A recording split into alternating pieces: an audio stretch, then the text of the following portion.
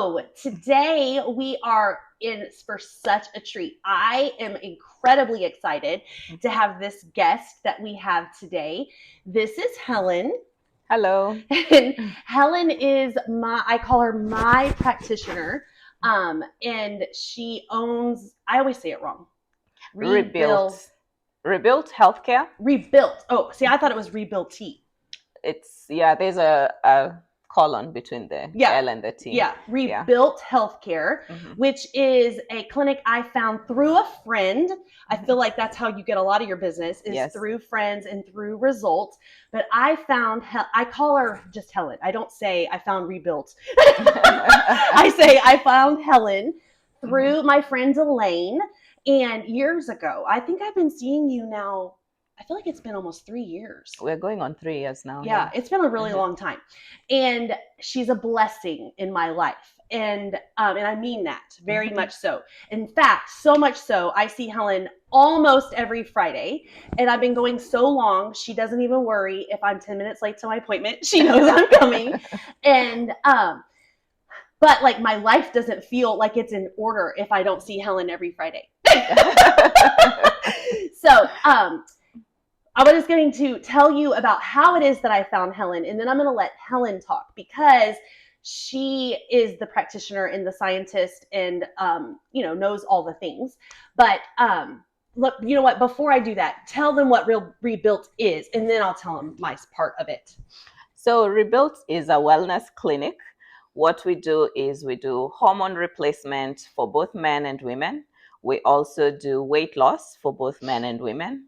And we do peptides, which is more regenerative medicine, which helps with anti-aging, healing, and we also do IV infusions as well. I need to know more about this peptides. Yeah. I'm getting old. So I started seeing Hellen for hormone replacement, and the reason was after I had my third child, they're only 14 months. My second and third child are only 14 months apart. And after I had him, my hormones were shot.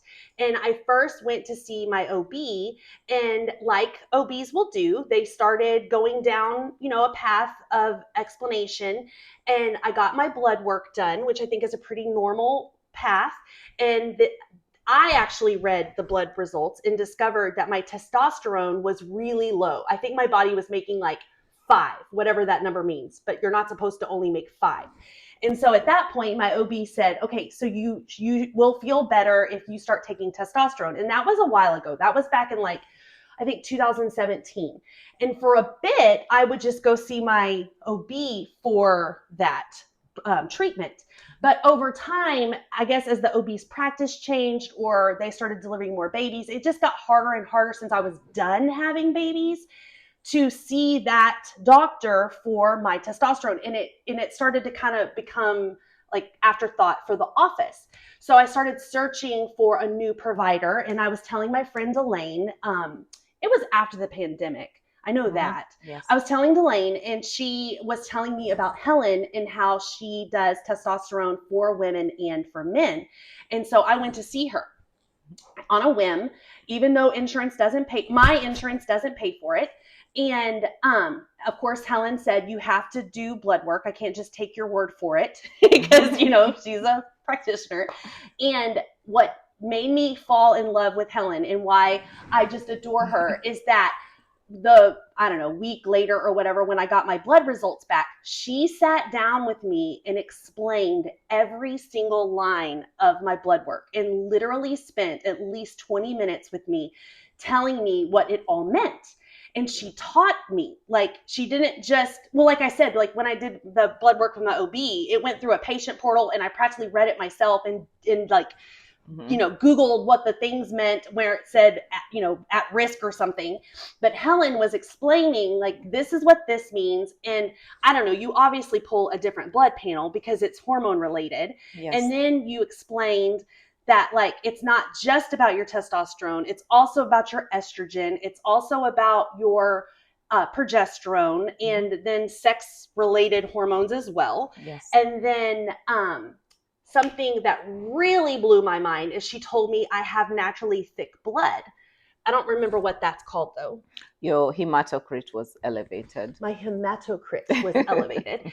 And at that point, I was 42 years old, and nobody had ever told me that. And she tells me, you need to pay attention to that because it could put you at higher risk for other heart-related problems. Mhm. And sure enough, I call my dad because he has heart issues. And I'm like telling my dad, hey, Dad, by the way, I just met this really cool practitioner, and she told me I have thick blood. And he's like, oh, yeah, I do too. And I was like, that would have been nice information to have known, because pretty much you told me I should have been giving blood as an adult. You should have been, especially if you start taking hormones, you definitely should give more. Yeah, because if it's already thick, it's going to get thicker. So if it gets thicker, then that makes your risk even higher. Yeah, and it's mainly risk for stroke, right? Stroke, heart attack. Yeah. Any kind of blood clots in your system. So I'm sitting here like, this woman is an angel in my life, and I cannot not see her. And so when I started so then of course I got on hormone therapy with Helen, and she started explaining to me about the balance, and we're going to talk about that. And then that's why I can't like break up with her. Like you can't ever move. I will not. You have to stay in Georgetown. I'll be here. And so, okay, so that's kind of my journey. And like I said, she's just a ray of sunshine, and it's just full of information. Of course, she's super interesting because she's not from the US. She's from Africa. And you've been here a while though. Yes. And so she has amazing stories, and she goes to places that take 20 hours to get to. And so she tells me, I'm just fascinated by world travelers and people that have that much patience. So I'm going to hush now, and I asked Helen to come because I think a lot of women don't do hormone therapy. They don't understand the benefits of hormone therapy, and they're scared. So I asked her to come and tell us like what is the truth, because I think there's a lot of bad information, especially in regards to women. Yeah. So like when a new patient sits down, tell me what you tell them. So the first thing they do is, of course, I send you some paperwork to fill, which tells me what kind of symptoms are you experiencing, because it could be premenopause, perimenopause, or postmenopausal symptoms. So depending on your symptoms, then that will tell me, okay, how do I customize your care, and how do I customize your care so that we can so that we can solve your problems, because every woman is different with what issues that they're experiencing. So we have to look at the full picture and try to figure that out. And so do the hormone levels change depending on if you're in perimenopause, premenopause, or post? Okay, so tell me, like, and I know everybody's different, but like when it comes to testosterone, because I think I'm in perimenopause.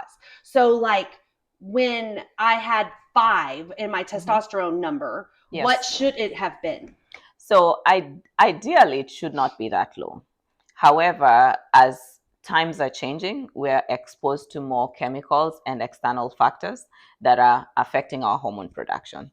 So for most women, before, hormone replacement used to be only for postmenopausal women. You have to have gone through menopause, which means you have to be 50. Okay. However, you might still be producing estrogen, which means you're still cycling, but your testosterone is low or your progesterone is low, just because of the stresses that you are exposed to growing up decreases your hormone production over time.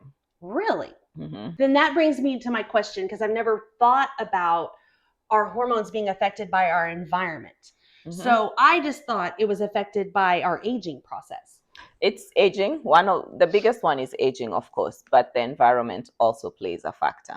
Wow. Because your hormone production decreases based on how many chemicals you're exposed to, fertilizers, things in the air. Oh, wow. And of course, even internal stress messes with your hormone production, like cortisol and all that. Okay, so, and then so there's lots of things that make it vary. So your just natural organ and natural hormone production depending on your age, and then also the environmental factors. So there's formulas that you have that will customize plans for women. Yes, based on what your goals are and based on what we see when we do blood work. Okay.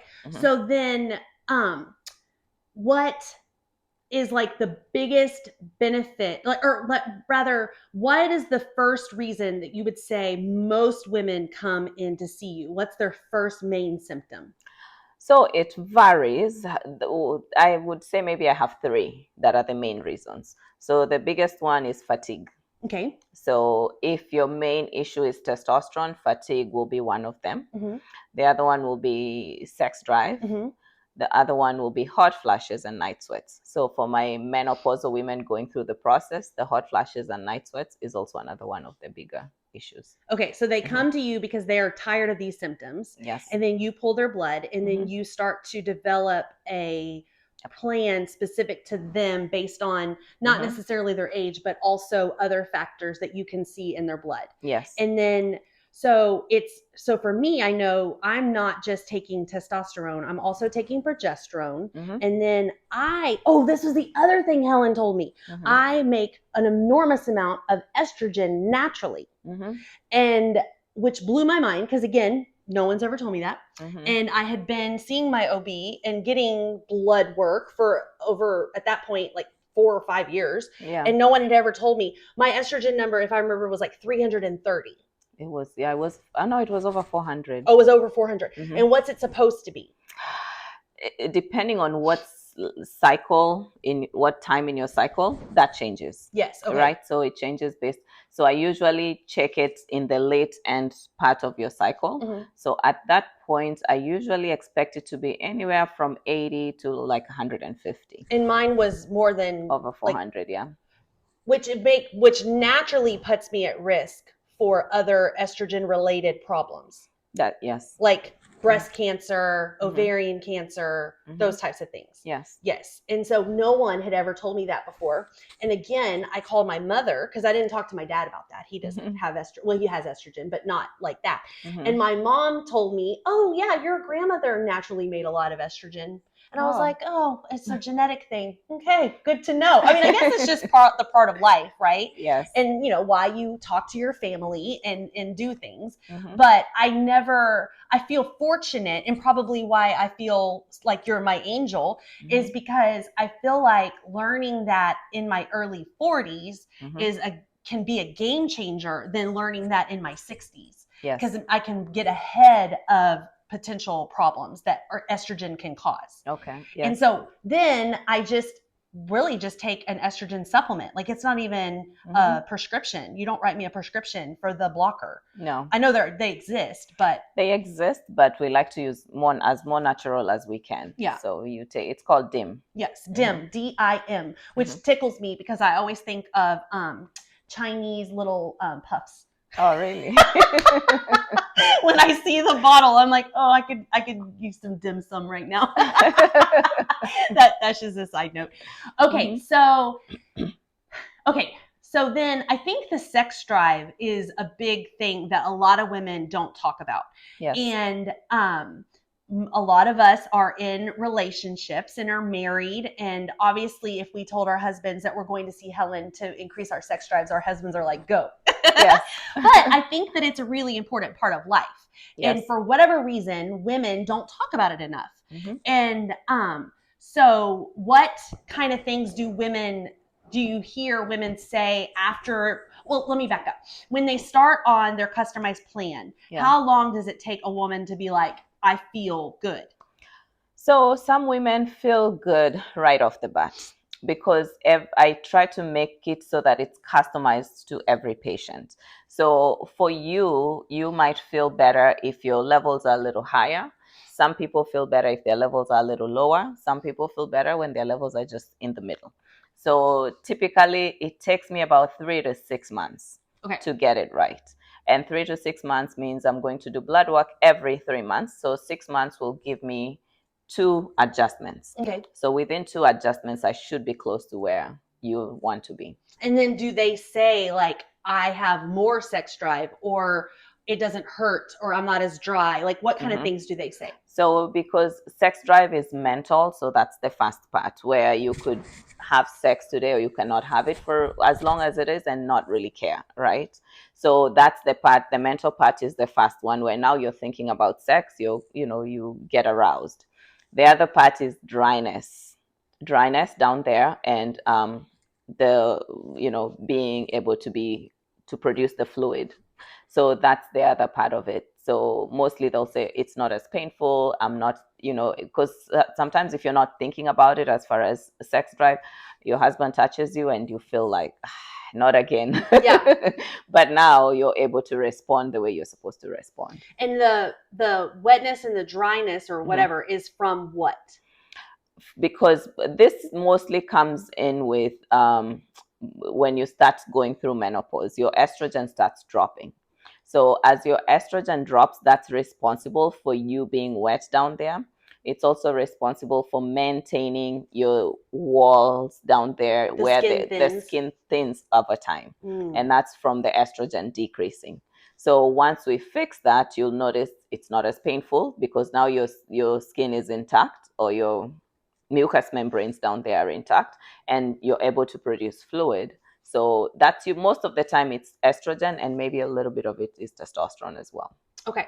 And so, and that is experienced after menopause. But I would say I have times where it's dry even in perimenopause. So it's not exclusive to menopause. It's really just hormonal changes through life. But yes, I would say that is my experience as well. But that's not the testosterone, it's the estrogen. Yes, mostly it's the estrogen. Now, the testosterone will affect your dryness because if you're not aroused, you're not going to respond. Your body's not going to respond the way it's supposed to. Okay. So, which means your body does not read the signals for you to produce the fluid down there. So, for your case, it may be just the testosterone because you had plenty of estrogen. Yes, apparently. But if you're not, your mind is not thinking about sex, or you're not interested in sex, you're not going to be able to respond the way you should. Got it. Okay, so that's the estrogen component. Then the testosterone, what does it do to help women no matter their age? Like, because I think there's a big misunderstanding about why, because I think, men have been doing testosterone injections and pellets for years. Yes. And it, I think, is even covered by a lot of men's insurances. Yes. But women haven't. And when I tell people that I do testosterone, they always make little jokes like I'm taking steroids or something, and which makes me laugh, and I'm strong enough to handle it. And then when I start going down that path, I realize a lot of, especially women, don't even realize that we make testosterone as females. And so what does the testosterone do? So testosterone is responsible for a lot of systems, right? It's responsible for your cognitive function. It's responsible for sex drive, like we were just talking about. It's responsible for energy. It's responsible for sleep. So a lot of systems can be affected. Yes, your hair, your skin too, because as your skin thins, sometimes it's testosterone. It makes it so your skin is oilier. It's able to stay more moisturized. Oh, yep. Yeah, so a lot of systems are affected with testosterone. So as it goes lower, you experience the symptoms associated with that. As far as you're more tired, your cognitive function declines, your even bone density declines as well. And then your sleep as well is affected. And I get more anxiety. I find myself getting like, I'm shorter with my kids. Like they annoy me faster. Yes. And I can tell when I maybe probably should get my blood taken because I'm just I have a lot of anxiety and it naturally changes. And then Helen will pull my blood and sure enough, I need a small adjustment in whatever we're doing. So the testosterone is the driver of our hormones as female, or no, is the estrogen? I know they work together as like a tripod. Yes, all three work together. So for females, they work just slightly different than they work for men. So they're both and they both have similar symptoms. So the same reason men started taking testosterone years ago should have been the same reason we should be getting it. The only difference is testosterone for women is not currently FDA approved, and that's because there's not enough studies, right? So we definitely need, of course, it's an area of ongoing research. So as we are getting more research done, hopefully in the future, we'll be able to say, okay, it does the same thing for women that it does for men. The only difference is you don't need as much as a man does. A man needs maybe 10 times how much you need, but that little bit still makes a difference for your body. Yeah. Mm-hmm. And then the estrogen and the progesterone, you have to adjust them depending on the level of the testosterone added to the body. The estrogen, so you make estrogen from testosterone. So sometimes I have to adjust it based on that, because if your testosterone is higher, sometimes you make more estrogen, which means you don't need as much estrogen.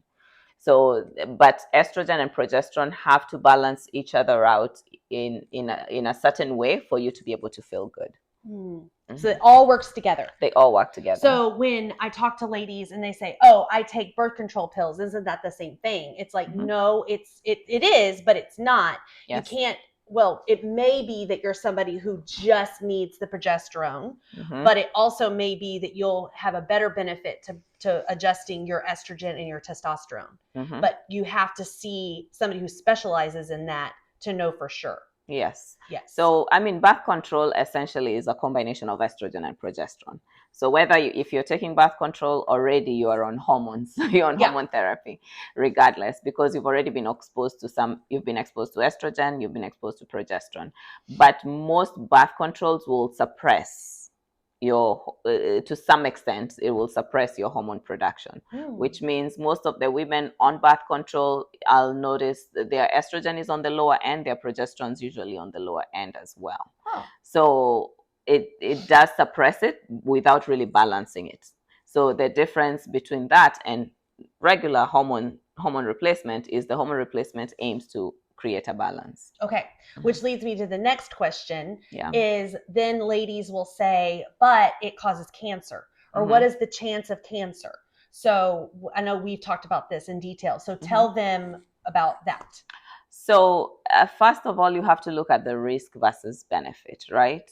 So the study this came from a study that was done, I think, in the 1990s to early 2000, where they gave the women estrogen, but it was synthetic estrogen and synthetic progesterone. So they found that the women who were taking both synthetic estrogen and progesterone had a higher chance of getting breast cancer. So the study did not include bioidentical hormones. There was a lot of things that were done wrong in that study. Because there's no way for you to measure risk versus benefits, as opposed to what they did is they took women who are already way older. They were more than 10 years past menopause, and they did not have symptoms. So if you're looking at somebody who has symptoms, what are they benefiting? If you have a 0.5 risk of getting cancer, depending on what, and then of course, if you're on hormones, you definitely should make sure you keep up with your mammograms and your pap smears. Yes. So there is a small risk associated with hormone replacement, but it's still an area that needs a lot more studies. And of course, there's more studies that are coming that are showing, I think there was one that was done in 2012 that showed there was no added risk when you combine bioidentical estrogen and progesterone combined. Interesting. Mm-hmm. So it really came from information from a study that has been proven it wasn't as clean of a study as it could have been. Mm-hmm. Okay. So it was, there was so many outliers that were not taken into consideration. And without you putting those outliers into consideration, then the study's results you cannot really take it as it is. Yeah. Mm-hmm. So then that leads me to that most of your patients do pellets, but I don't because I can't. Mm-hmm. Am I your only patient that doesn't? No, I have a lot of Okay, patients good. that do creams as well. Okay, so I can't do I could do the creams, but I chose to do Troches. troches, which Mhm. are dissolvable um, things under my tongue. But most ladies do pellets, and Yes. men too. Hmm. You do have men that come in weekly and get a shot, and then you have pellets. Yes. So explain that process, because I think people hear, oh, I'm getting my pellets, and they don't necessarily know what that means. So the pellets are bioidentical. They're made from plant products, mostly yams.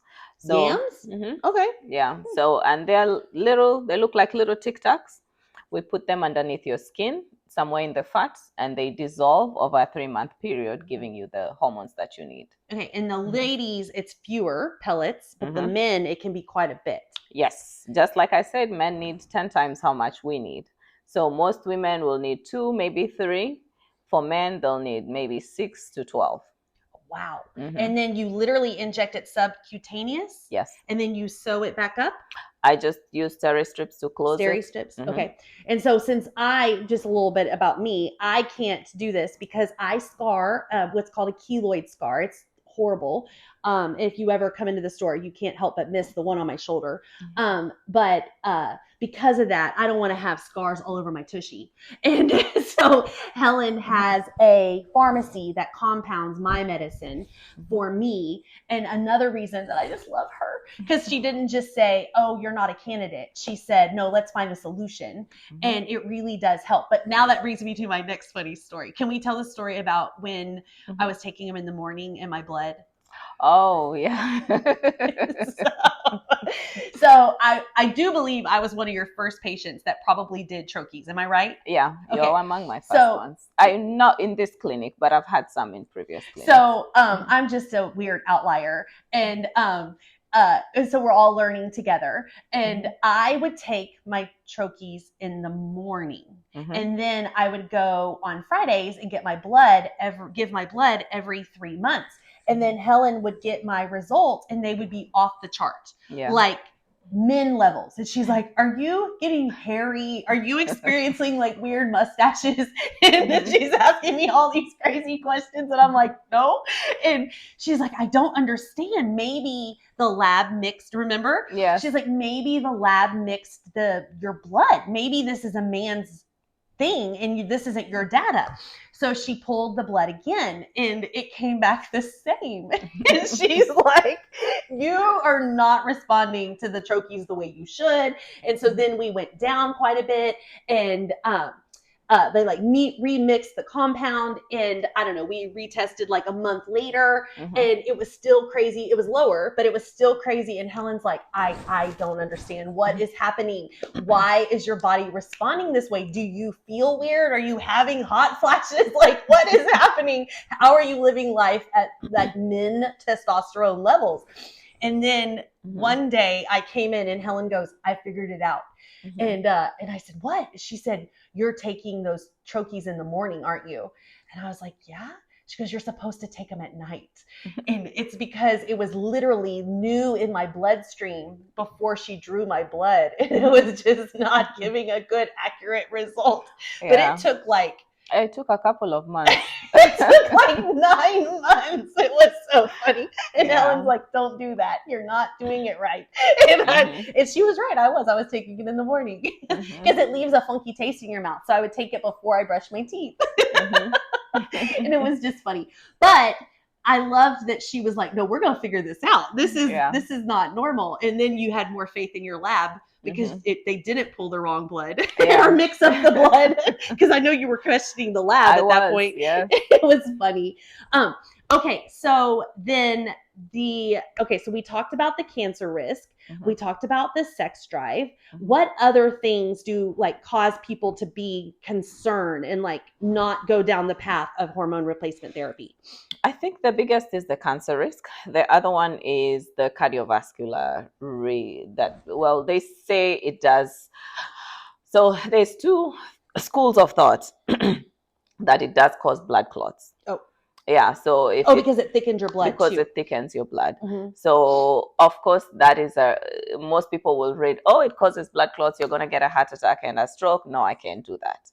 But of course it thickens your blood if it's not monitored.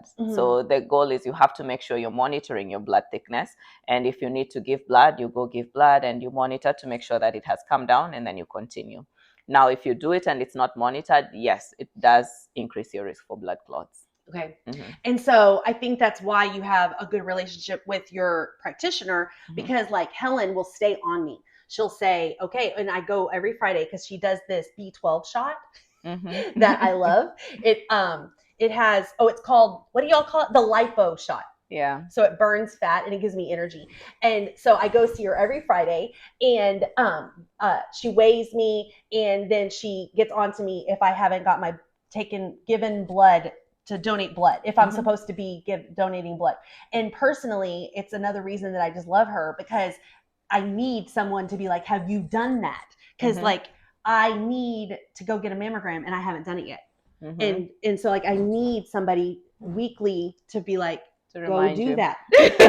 You need to do that. But that's another reason I don't think you can do hormone replacement on your own, or like sometimes like med spas will offer it. It always makes me a little nervous, even though I know med spas employ nurse practitioners. I know that, but it seems like if you're also doing Botox and esthetician type things, you're not fully specialized in hormone replacement therapy. And I feel like it needs to be monitored. And I don't want to speak poorly of those places, but I would question how closely they could monitor it.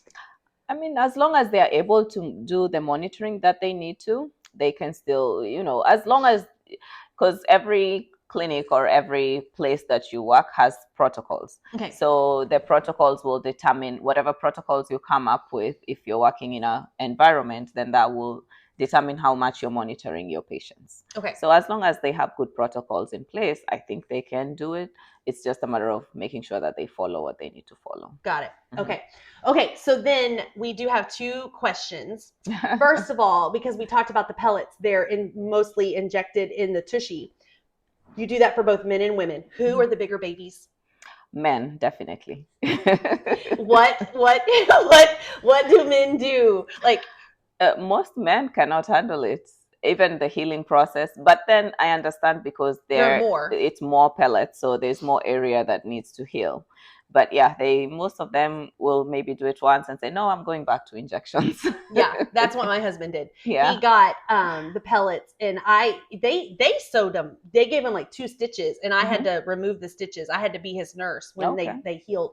And then 6 months. But he went back to the weekly injections because he enjoyed getting weighed and getting his blood pressure taken weekly, and then getting an injection. Like he enjoyed, because it's only like a 10-minute appointment. He enjoyed that rhythm, and it kept him accountable and healthy, so that if he did put on 5 pounds or something, he could be like, okay, I need to, do this, that, and the other. And it helped him. But it did, he said the pellets hurt. Yeah. But it is funny. Yeah, it takes about a week to heal. For men, week? Yeah. For women, not that, maybe 3 days. 3 days? Yeah. For men, they are sore for about a week. So Dana, who works here at the store, she gets pellets with Helen, and she's not here to speak for herself, but I would not. She doesn't complain about it hurting. Like she says it's sore, but I think once you've had children, that is our basis of pain, and nothing else compares. Very true. We're like, oh, that's nothing. Yeah, very true. Yeah. Okay, and then Dana, speaking of Dana, she jotted down a question. She wants to know, what is the strangest tattoo you've ever seen when you got someone half naked in their skivvies on the table given pellets? What's the strangest tattoo you've ever seen? I think it was a man. Oh, not a man tattoo. It was a man. No, it wasn't a man tattoo. It was a man who was getting the pellets. Okay. And he had like a naked lady on his butt, on his bottom. Yeah, it was around his bottom. Okay. And then it came from the bottom all the way down to the naked lady tattooed on his butt. Yeah. Did you ask about it? No. Do you ever feel the need? Sometimes I do ask. Yeah. I mean, I've developed a relationship with my patients where I can ask some personal questions about. Yeah. So sometimes I ask, but that one was, I was just looking at, I think it was his first time, so I didn't. You don't want to freak him out? Yeah. Did he come back? He switched back to injections. Okay, yeah. Yeah, he switched to injections. So is that pretty common that men switch back to injections? So yes, Yeah. it's common. Although I do have a few that really enjoy the pellets. It's usually I think if you've been on injections before, most of them when they do pellets, they don't like it as much. Gotcha. If although I do have some who just enjoy the pellets and they stay on the pellets. And so then why can't women get injections?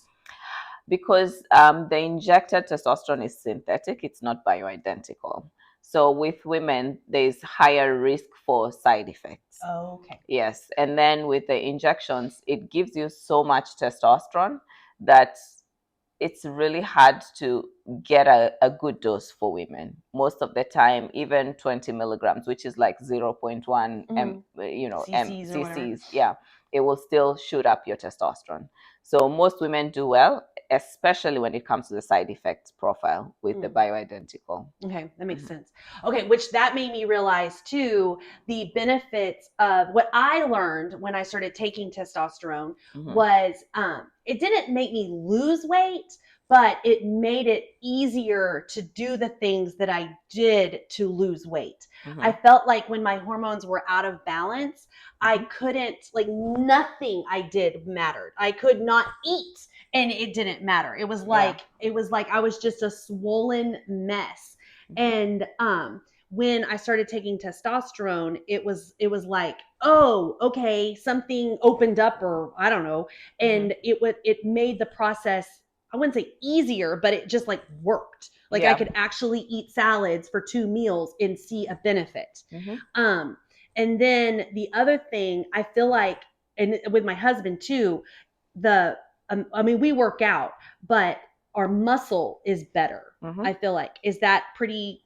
Yes, testosterone is responsible for your muscle mass. If you're, growing muscle mass, maintaining muscle mass. So if your testosterone is dropping, you're going to lose muscle regardless of how much you exercise. You'll not be able to grow the muscle. You'll not be able to maintain it. So the way it helps you, is with motivation and the cognitive area where it gives you more energy. The recovery is better with testosterone. You're not as sore for as long if you're on it. And then also your endurance is better as well. So it improves those things, which makes it easier for you to be able to go to the gym and work out. And then, of course, just giving you energy from that. And then now, as you're growing muscle, because how many calories you're burning at rest is determined by how much muscle you have in your body. So it makes it easier. Now you'll be seeing the gains of what you're doing, as opposed to if you're doing it without the hormones. And then you told me something about the bone density. Is it the exercise that's helping the bone density, or is it also testosterone? It's both. Testosterone and estrogen are responsible for your bone density. But of course, exercise helps. You have to do some strength training, to maintain that. But if your hormones start declining, your bones start kind of getting reabsorbed, or they start getting weaker, which puts you at risk for osteoporosis and fractures as you get older. Which just makes the aging process more difficult. Yes. Yeah, and why we all say aging is not for the weak. Oh, yes. Yeah. But I will say that the testosterone, I can see that it really does help. Like, I don't feel like it's keeping me young. That's why I want to know more about these peptides. Yeah. But it's definitely like, it helps me maintain my weight. It definitely helps my sleep. It's definitely, the balance is definitely helping my sex drive. And then, like, I feel like I just have better muscle that I had when I was in my 20s. That I didn't have in my 30s when I was having babies and gaining 60 pounds per kid. And anyway, so I'm a believer. I will say too, my mom has been doing bioidentical hormones for a really long time. Since probably the early 2000s. Oh, wow. She's been doing it a really long time. I have an aunt that I think is who started my mom in this process. And just seeing, and now she did have a cancer, not scare. She had cancer. It had nothing to do with her bioidentical hormones. That's a whole nother story. But she still gets it even now. And it really, I believe, the reason she looks great and stays young and, you know, because she's in her late 60s, she stays active, is a lot of because she's been doing hormone replacement therapy for a long time. And I think it has been the Bioidentical since they started that brand. That's a brand, right? Yeah, I see that. There's logo. the Rebuil-T. Rebuil-T. Oh, maybe so that's there's several different brands. Oh, okay. Yeah, so Rebuil-T is one of them. There's another one as well. I can't remember the name. But then you can also get it compounded from a compounding pharmacy. Yeah. Okay. Okay. So then I would like to just put out there, like, let's tell them about you, because I think it's really neat that you're not American, but you are here. How long have you been here? And so tell them where you're from. Well, I'm going on 20 years now. Do you consider yourself American? I'm more American than I am Kenyan. Okay. Because I was just straight out of high school when I moved here. So I came for college. I did nursing. I became an RN in 2008. And then at the time, there was a shortage for nurses. So the hospital where we were doing clinicals, they offered us like sign-on bonus, and if we could stay, and so they can, you know, file the paperwork and we can work in the hospital. So we signed contracts with them. And I first worked in a med-surg unit where you just see everything. After that, I moved to emergency room, which was very neat. It was very interesting. What town? In New Jersey. Okay. And then I went to school for my master's, and then I became an NP. And then that's how I found my hormone journey. Yeah. Because coming out of school, I didn't know anything about hormones. I just knew about birth control, and that was it. But I was talking to a friend of mine, and she was employed at that company, and she introduced me to that, and I started learning, and I just fell in love with it, because it's good to be able to improve the quality of life of my patients. Agreed. Yeah, and that's what I love about it. Yeah, no, I agree. And then you're married. I am. And you have 2 kiddos. 2 children. Every once in a while they're at the clinic. Yes. And because she's a mother, and it doesn't I'm like, oh, hi. They always hide though. Yeah. And they're cute as can be. And then is your husband American, or is he African? He's from Kenya. Okay. Did y'all meet back then, or did you meet over here? No, we met here. Oh, interesting. And y'all just happen to be from the same country? Yeah. How does that happen? It's coincidence. Yeah, we had the awesome. same friends. That's how we met. We had mutual friends who knew each other. Oh, interesting. And so then you're raising 2 kids in Texas. Yeah. So when did you move to Texas? I moved to Texas 10 years ago. Oh, wow. So you really have been here a while. You have been in the U.S. more than you lived in Africa. Oh, yes. Yeah. Okay. But you do go home at least once a year. Yeah, I try to. Yeah, you're really good about it. I think, because I have other friends that aren't American, and they don't get to go home once a year. Especially, that's a long trip. It is a long trip. How long? Tell them how long it is. It's crazy. So it will be maybe anywhere from 20 to 30 hours, depending on the, whatever layover you have. And then how long do you stay? I try to stay 2 weeks, but I have not been, because I started the clinic, so it's harder for me to stay longer. Yeah. But you've hired a new practitioner. Yes. And her name is Carol. Yes. And she's helping. And she started in December? She started in December, yes. And so is that helping with your workload? Oh, yes. It's made a big difference. So you can see your family more. I can spend more time with the kids. I'm able to take some time away. You went to Bora Bora. Not Bali. Bora Bora. Bali. I knew it started with a B. You went to Bali. I went to Bali, yeah. That was cool. That was really cool. You needed that. I did. I think it was my first big, because I know I've gone to, but I usually go for a week. But when you go to Kenya, you're going to meet family, so you're busy. Yeah. But this one was just going to relax, which was beautiful. Oh, I'm so glad. You needed that, because you have been working so hard. Yes. Yeah. Okay. So is there anything else we should talk about?